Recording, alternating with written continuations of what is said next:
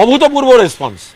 21শে জুলাই মমতা বন্দ্যোপাধ্যায়ের নেতৃত্বে বিড়লা তারামণ্ডলের পাশে শহীদ তর্পণ সমস্ত জেলা থেকে, কিন্তু আমাদের তো আবার আদালতের একটা বাধ্যবাধকতা এসে গেছে, তারা কিছু বিধিনিষেধ লোক সংখ্যা বেঁধে দিচ্ছেন, কিন্তু সমস্ত জেলা থেকে, বিভিন্ন কর্নার থেকে, সমস্ত ব্লক থেকে, শহরাঞ্চলের সবকটা ওয়ার্ড থেকে যে পরিমাণ কর্মীরা, এবং তাদের আরো জেদ চেপে গেছে যে বিশ্বাসঘাতকতা হয়েছে মমতা বন্দ্যোপাধ্যায়ের দলের প্রার্থী হয়ে, মমতা বন্দ্যোপাধ্যায়ের প্রতীকে, মমতা বন্দ্যোপাধ্যায়ের সঙ্গে থেকে যারা প্রতিষ্ঠা লাভ করে হঠাৎ যারা উল্টো কথা বলছেন, সাধারণ মানুষ এবং কর্মীরা তাদের কোনো অবস্থায় গ্রহণ করছেন না।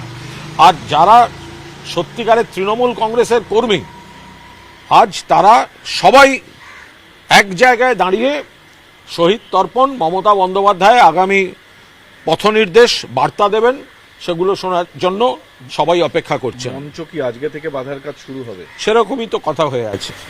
আরেকটা বিষয়, যে ইডির যে চার্জশিট, তাতে সোনাপাপ্পু যাদেরকে টাকা দিয়েছে বলা হচ্ছে, দেবাশিস কুমার বা এই জাতীয় নাম, তারা তো এখন ঋতব্রতের সুবিধা। আমাদের একটাই বক্তব্য, আমি যেটা মাননীয় মুখ্যমন্ত্রীকে বিধানসভায় দাঁড়িয়ে বলেছি, যে আপনি যা যা বলছেন যে দুর্নীতি দমন, এই দমন, ওই দমন, তো মাননীয় মুখ্যমন্ত্রী সব নয় ধরা গেল, কিন্তু তৃণমূল বা মমতাদির সঙ্গে দূরত্ব তৈরি করে যারা বাঁচতে চাইছে, আপনি কিন্তু তাদের একটাকেও ছাড়বেন না। তাহলে কি মানে হয়? মুখ্যমন্ত্রী দাঁড়িয়ে বলছেন বাড়ি ভেঙে পড়ার কেসে দেখুন কাজ সই আছে, কে বলছেন? মুখ্যমন্ত্রী। যেই চলে যাচ্ছেন তখন বলছেন না, ওটা আর দোষের নয়। মুখ্যমন্ত্রী বলছেন 80 থেকে 90টা বেআইনি কনস্ট্রাকশন এক ব্যক্তি করেছেন এবং তার ছেলে, মুখ্যমন্ত্রী নাম বলছেন, কিন্তু তাদের বিরুদ্ধে পুলিশ অ্যাকশন নিচ্ছে না। এই যে কোনো লোকাল তোলাবাজ কাদের টাকা দিয়েছে তাদের নাম শোনা যাচ্ছিল, যেই তারা শিবির বদল করছে সঙ্গে সঙ্গে দিচ্ছে। তাহলে পুলিশ, সেন্ট্রাল এজেন্সি, এগুলোকে তো ব্যবহার করা হচ্ছে শুধুমাত্র চাপ দিয়ে তৃণমূলের সঙ্গে দূরত্ব তৈরি করার জন্য। কারণ তৃণমূলই হচ্ছে মমতা বন্দ্যোপাধ্যায়ের নেতৃত্বে, তৃণমূলই হচ্ছে প্রকৃত বিরোধী।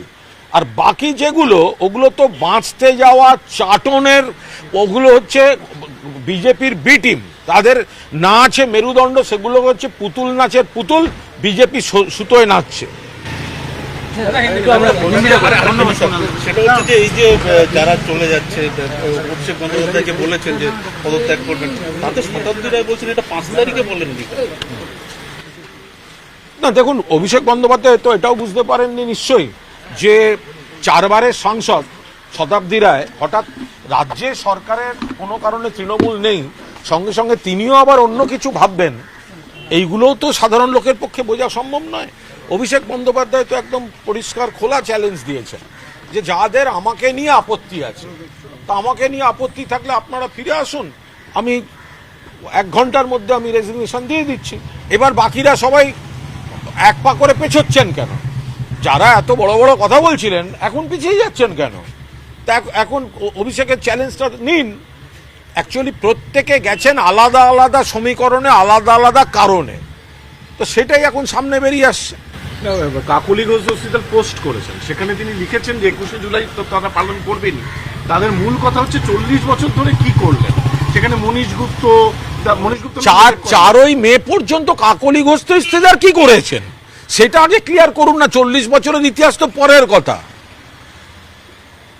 1993 সালের 21শে জুলাই গণহত্যা, 14 জন মৃত, মমতা বন্দ্যোপাধ্যায়কে খুনের চেষ্টা এবং আহত হচ্ছে শতাধিক।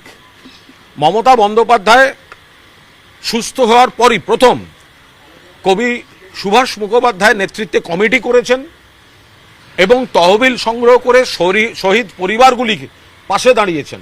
পরবর্তীকালে তিনি যখনই যা যা সুযোগ পেয়েছেন, শহীদ পরিবারগুলি যাতে একটি করে কাজ পায়, চাকরি, স্বনির্ভরতা, তার ব্যবস্থা করেছেন। প্রত্যেক বছর এই 21শে জুলাই তারিখটিকে তিনি ভারতবর্ষের রাজনীতিতে একটা তারিখ হিসেবে প্রতিষ্ঠা করে দিয়েছেন এবং প্রত্যেক বছর মঞ্চে শহীদ পরিবারদের সম্মান এবং শ্রদ্ধা জানানো হয়েছে। ফলে ভারতবর্ষে কেন, পৃথিবীতে কটা ইতিহাস আছে বলুন তো, যে একটা গণহত্যার পর কোনো নেত্রী বা নেতা প্রত্যেক বছর সেই শহীদ